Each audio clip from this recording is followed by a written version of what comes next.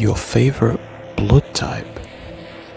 A, B, B, C, D.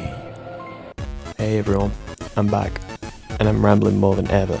This is a pretty brief theory, well, more of a wouldn't it be cool if, and I don't really have any overwhelming evidence for it, or do I? And obviously there's spoilers ahead, we're talking about like endings to the game here, so of course there's spoilers.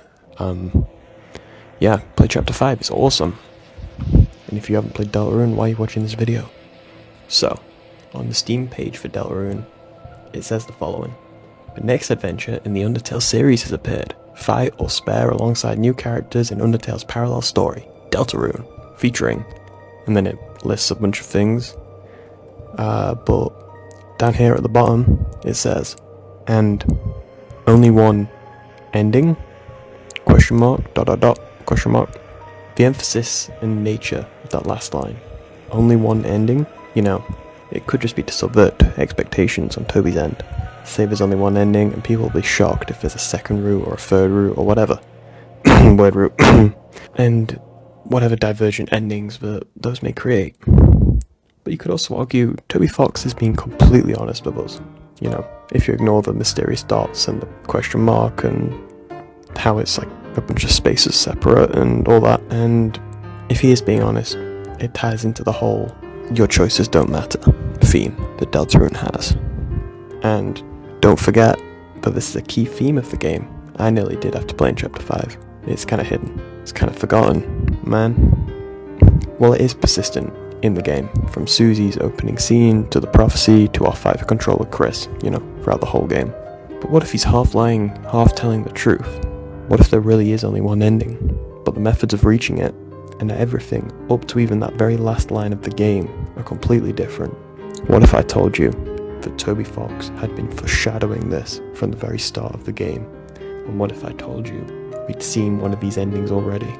But first, let's take a look at the ending to Chapter 5's Weird Route, shall we? Insert Chapter 7, Side B. There's a lot to unpack here, but this isn't really the focus of this video. I'm more looking at the terminology. Side B? This is clearly a reference to the B-side of like cassettes and stuff. But this got me thinking, and I started to draw a connection. I was feeling like Charlie looking for Pepe Sylvia, or better yet, Asgore. You know, just Asgore in general. Let's pull up a board to really sell it. Okay, so side B. B. Oh right, B was one of the blood types that we could prefer. Remember? Way back when? In the Vessel Maker sequence? Well, these clearly aren't just blood types. I mean A, B, AB, those are fine, those are normal, those are human blood types. But C and D? Those definitely aren't. I mean, where's O? Where's the positives and negatives? It just don't make sense. Who the hell asked for favourite blood type? I'm not a vampire. It's not even like choosing what blood type the vessel's gonna have, come on. Well, regardless, we can read this as more than just a joke. More than just a goof, a gag, a spoof. And we can use these to make parallels with the routes and potential endings that we've been presented with. B's the easiest. It's the weird route. It literally says this in the game. The files call it Side B. The Gaster screen says Side B. What more evidence do you want? A?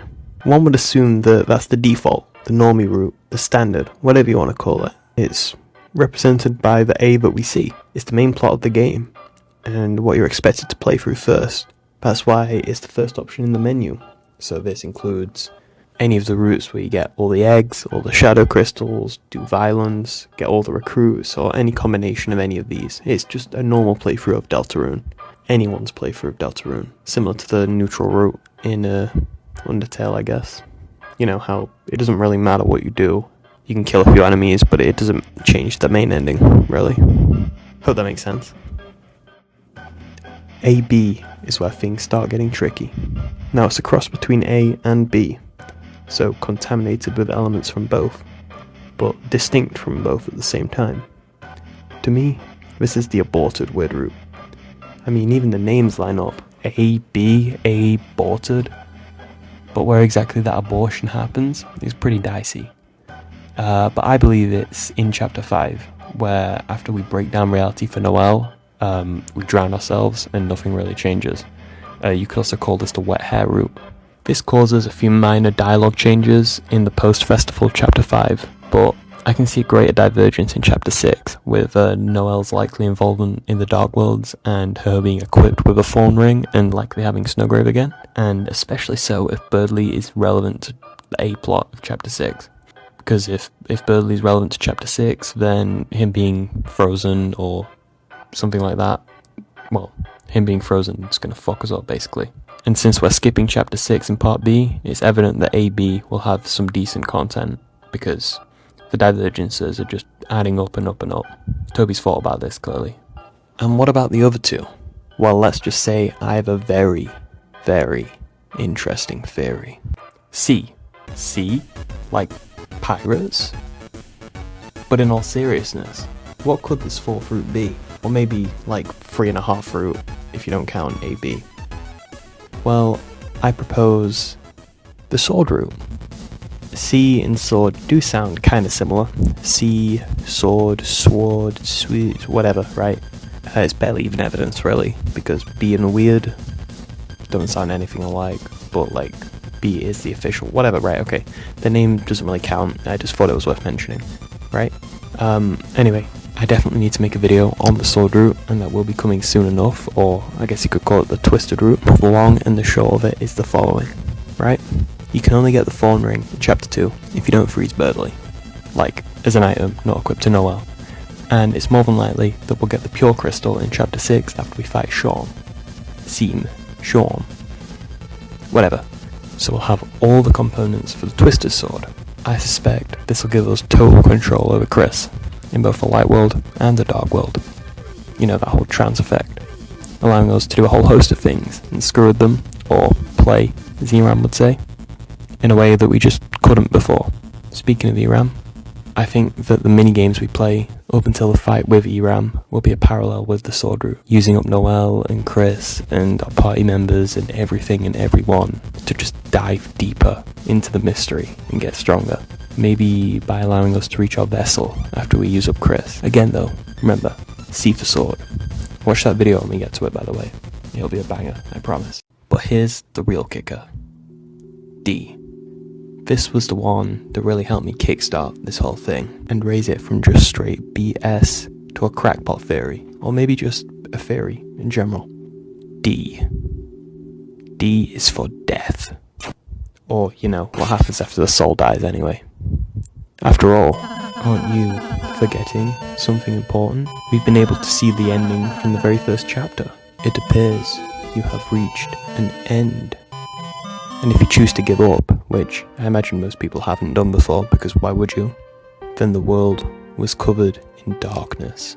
And this beautiful song plays. And the game closes itself after the song's over. Now I can see this last line, this dark screen with "then the world was covered in darkness," being the final lines of Deltarune in every single route. No matter how you reach it, still keeping with Toby's claim, but there's only one ending. It means the Knight and their group chat win, and the roaring is caused. But for any of the other routes, it could mean literally anything. Like, genuinely, literally, actually, anything. It could be as simple as us leaving the world of Deltarune behind as we close the game for a final time. It could be us being banished to our heaven, whatever that means. Or just the turning night. It could literally be anything, I'm so serious.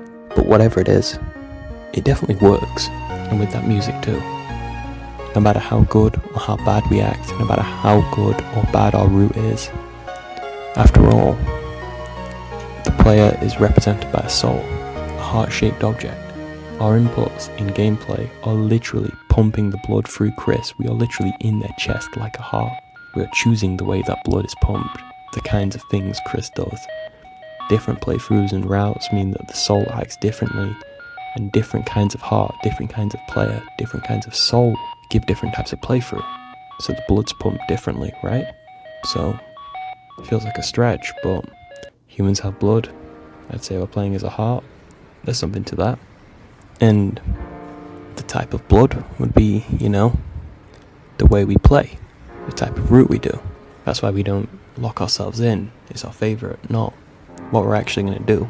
I'm certain the other vessel creation sections are also unsettling foreshadowing for things yet to come though. We get asked our favourite blood type, but also what the vessel's favourite food is. So if someone smarter than me can work that one out, but it's probably something to do with like the bosses of each chapter, or secret bosses, or shadow crystals, or something, you know. There's something there. The colours, and the gifts, and the feelings too, and even the names probably are relevant. But, you know, whatever, that's not the point of this. But otherwise, I suspect there's like genuine character creation stuff as well, with the hair and the shoes and stuff, because we will play as the vessel, even if it's just a little bit at some point. What does this mean in the grand scheme of things? Well, if you consider the main narrative of the game, and the stuff we've been told about our choices not mattering, but the methods to get there are pretty significant.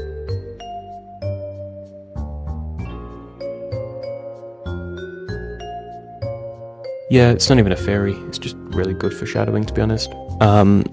This is neatly paralleled in what we assume to be the prophecy's contents, as Alvin says in the church. We shall never know the pieces of the prophecy lost to time. But was everything important truly written down in those words?